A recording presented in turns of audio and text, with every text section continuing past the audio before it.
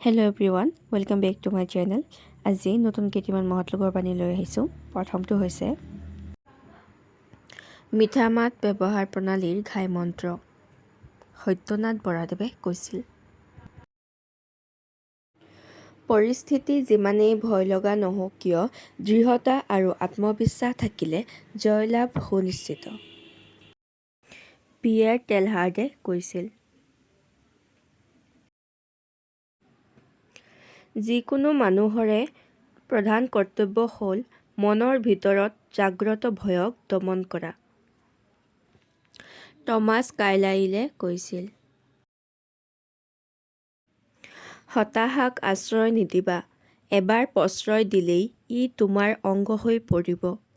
Sydney স্মিথে কৈছিল, আত্মাৰ উপলব্ধিয়েই শিক্ষা। শংকৰাচাৰ্যই কৈছিল,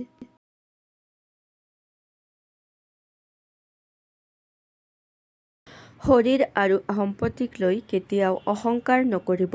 অসুস্থতা আৰু দৰিদ্ৰতা কেতিয়াও কাকো কৈ নাহে। চাণক্যই কৈছিল,